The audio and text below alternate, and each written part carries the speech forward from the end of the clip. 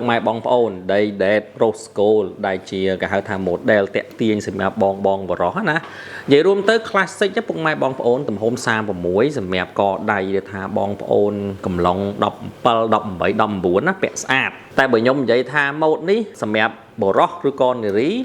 ពេលខ្លះយើងអត់ទៅប្រកាន់បានបើសិនណាជាបងស្រីគាត់ដៃធំ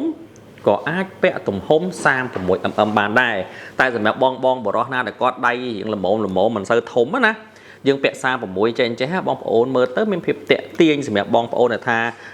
ពាក់ក្នុងអង្គប្រជុំឬក៏ហៅថាជាលក្ខណៈហូបកាហ្វេញ៉ាំកាទៀវអីចឹងណាបងប្អូនស្អាតនេះបងប្អូនតម្រង់ដៃខ្ញុំគឺប៉ុណ្ណឹងបាទហើយតម្ងន់មាសគេបងប្អូនធ្ងន់គួរសមព្រោះនេះ6ខ្ទង់បើនិយាយពីឆ្នាំមិនខ្ពស់អីហ្មងទេអាចនិយាយថា model នេះចូលពាក់កណ្ដាលស៊េរីវិញហើយតែម៉ាស៊ីន3155គឺងាយស្រួលក្នុងការសេរីច័ន្ទគីដេតគេហ្នឹងណាបាទងាយស្រួលមែនតែនហើយសំខាន់ពុកម៉ែបងប្អូនគឺមានមុខពេជ្រជ្រុងទៀតណាបាទអូយស្អាតណាស់បងប្អូនហើយម៉ូតនេះខ្ញុំអាចនិយាយបានថាមិនដែលមានទេនៅហាងរតនាក្រេ5នេះគឺជាអង្វាន់ model គេដែលគេប្រើអង្វាន់លាត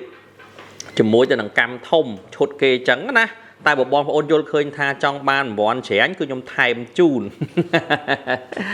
បងប្អូនមានតែមួយគ្រឿងនេះណាដែលខ្ញុំ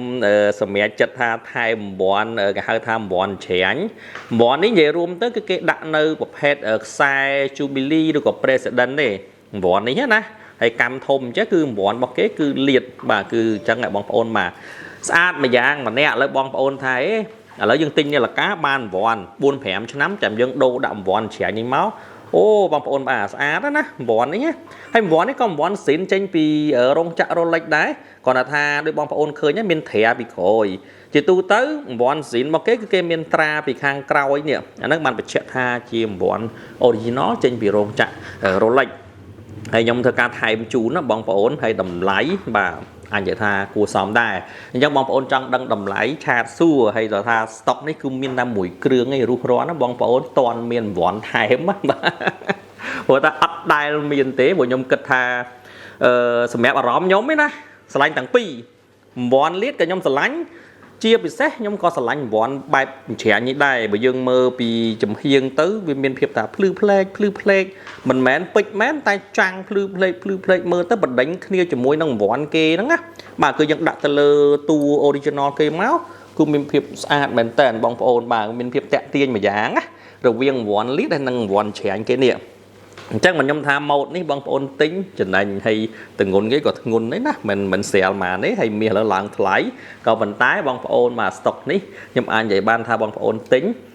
ឬក៏បងប្អូនណាខ្លះធ្លាប់ទិញ Rolex ខ្ញុំពីមុន5ខ្ទង់អីយកមកដូរម៉ូតមកក៏បានបាទ